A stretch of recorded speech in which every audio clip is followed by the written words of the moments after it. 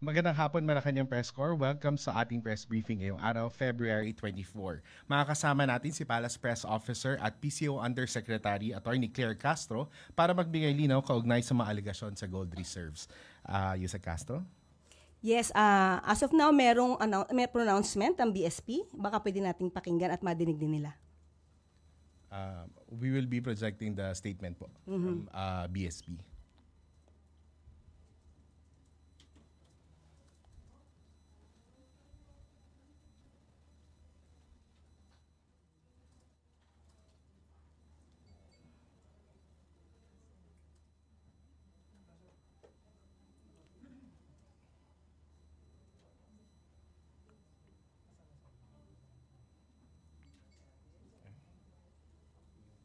Babasahin ko ba? Ako babasa. Okay. This is a statement of BSP.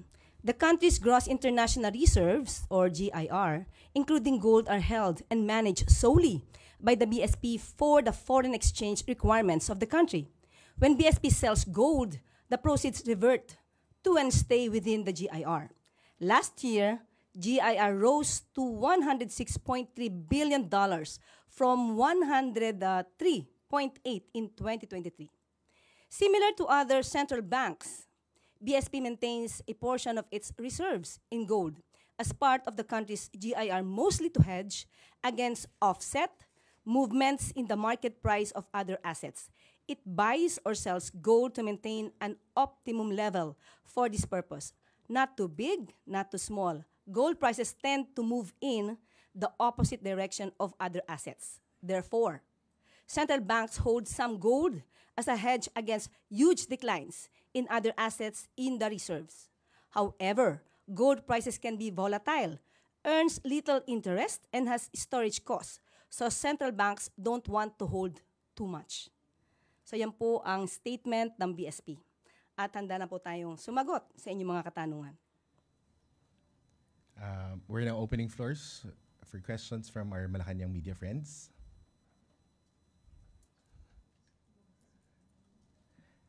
First question, Maricel Halili, News 5.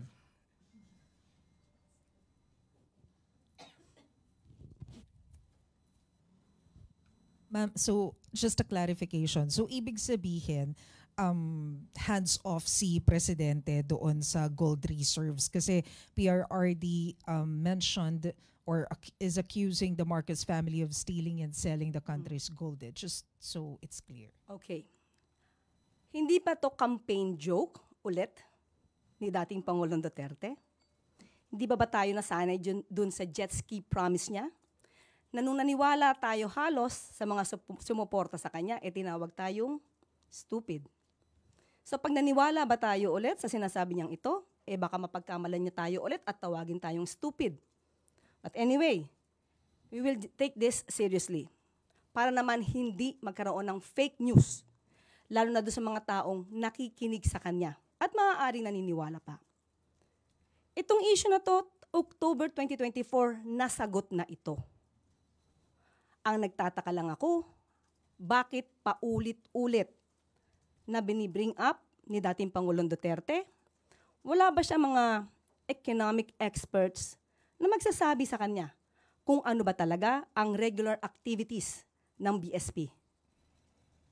Ayon sa BSP, ang pagbebenta ng gold is just a regular activity. How? Why? To pump up the economy. Even at the time of former President Duterte, trabaho na ito ng BSP.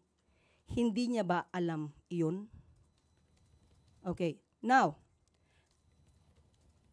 sinabi nga dito, ang pagbebenta ng gold, kung mataas ang presyo, dapat ibenta. Sinabi din ng BSP, hindi pwede silang mag-hold that much of a gold.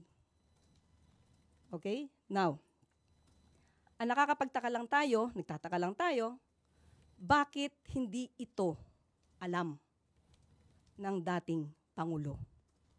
Siguro bago siya magbigay ng ganitong klaseng intriga, mapapansin nyo sa kanya mga statements, hindi naman detailed. Anong proof niya? Again, as a lawyer. He is a lawyer. He became a fiscal. Alam niya kung paano magkuha ng ebidensya, no? To get the truth. Bakit sa kanya? Parang wala siyang ebidensya. Laging paintriga. All we want here is evidence. Ipakita niya kung si PBBM o ang Pangulo ang nag-utos para magbenta ng gold reserves.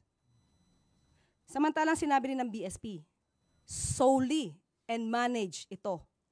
No? Solely managed by the BSP. So paano magkakaroon dito ng hand or pakikialam ang Pangulo? John A.U., People's Journal. Ma'am, when you said you will take this seriously, what do you mean by that? Will the government file charges against the former president? Hindi naman po. Sasagutin lang namin yung mga joke na lagi niya sinasabi. Since tayo ay sumasagot dito ng seryoso, baka sa susunod sasabihin na naman ng mga supporters niya, hindi niya na naman kilala si dating Pangulong Duterte. Puro joke yan. So ito bang mga sinasabi niya during sa kanilang rallies or campaign rallies, joke ba o seryoso? We have to know that. Okay. And also, ma'am, would you know under the Marcos administration kung ilan na pong gold ang naibenta? As of now, wala tayong records, pero sabi nga nila, according sa BSP, kukunin namin ito. Kung inyo pong i-require at alamin po natin kung maibibigay po sa atin ng BSP ang records na ito. Pero ang sabi nga po nila, mas tumaas pa po ang GIR natin to $106.3 billion.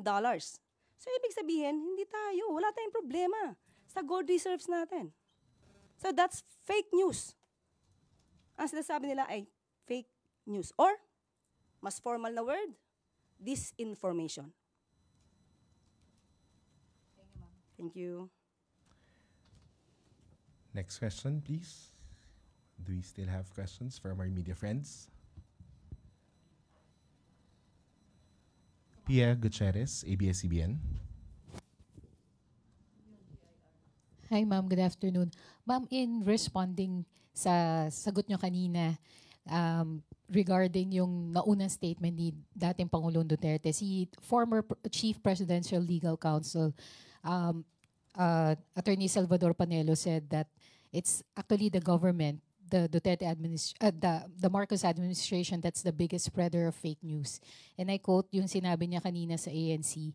It's funny because it's the government, the huge corporation of fake news. For instance, when the police assaulted the KOJC, they were saying the police were not armed.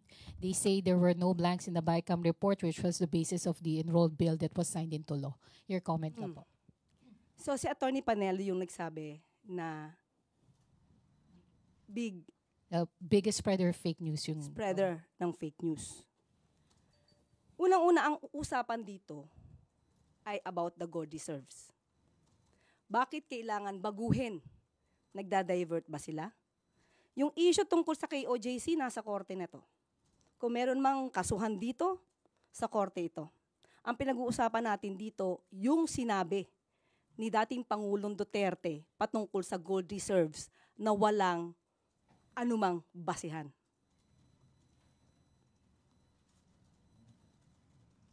Thank you, Yusek. Do you have more questions from MPC? Ray Pardilla, PTV4. Good afternoon po, Attorney.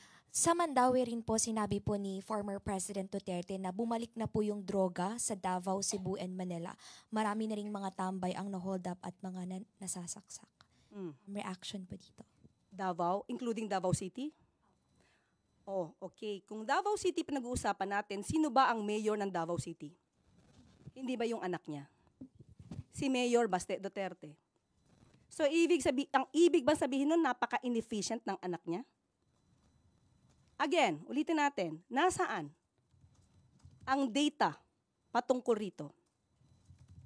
At tandaan natin, nung panahon niya, at least ngayon may record kung may namamatay, nung panahon niya, menong bang nare-record doon sa mga biglang nawawalang mga tao? Tanong lang natin yon. So, dapat yun siguro, alamin din niya. Pero as of now, sabi nga natin, anak niya ang namumuno sa Davao City. Bakit ganun ang kanyang lungsod? Ivan Marina, GMA7. Yusek, kakapanumpa niyo pa lamang po ngayong araw na ito as Undersecretary and Palace Press Officer. And you come out with guns blazing. Ito na ho ba ang magiging communication stance ng Administrasyong Marcos starting today? Siguro ganito lang po talaga ako. When it's for the truth, ilalaban natin yan. Wala tayong, hindi tayo magsasagwa ng anumang fake news. Basta kaya maalab ang damdamin natin sa pasasalita is because we know we are fighting for the truth. Do you think it has come to a point that the administration needs to take this, firmer stance against fake news because it has already gone to worrisome levels? Yes. We have to fight for that. We have to fight against fake news. Otherwise, yung mga tao na naniniwala sa kanila, maiiba ang isip nila. Maiiba ang diskarte nila. It is our obligation, especially tayo, mga taga-media. Dapat nating iparating sa taong bayan, ano ba ang katotohanan. Iwasan natin yung mga intriga na walang basihan. As of now, kasi puro intriga eh. Puro intriga ang pinapasok sa utak natin. At nakakasira ito sa bansa, sa ekonomiya. Hindi po ba? Thank you. Maricel Halili, News 5. Hi ma'am, good afternoon once again. Ma'am, just so mas maintindihan po namin yung mandate ninyo, are you also considered as the presidential spokesperson? I am not a spokesperson because the president will be speaking for himself. Okay, ang mandato ko is to explain, to expound anuman ang pronouncements, direktiba ng palasyo and Pangulo. But I will not consider myself as a spokesperson. Ano po ba ang difference ng press officer sa spokesperson and press briefer? Okay. May mga pagkakataon po kasi na kapag magkakaroon po kasi, if I'm not mistaken, magkakaroon mismo ang Pangulo ng once a month na press con. So, siya po talaga yung, kung ano man yung kanya naisabihin, sa kanya po manggagaling. Ako is more on the pag-explain, pag-expound, at kung may konting gap, doon tayo papasok. Ma'am, sorry, but of course, whatever you tell us in press briefings would have to have the authority of the president. Of course. Yes, sir. Thank you.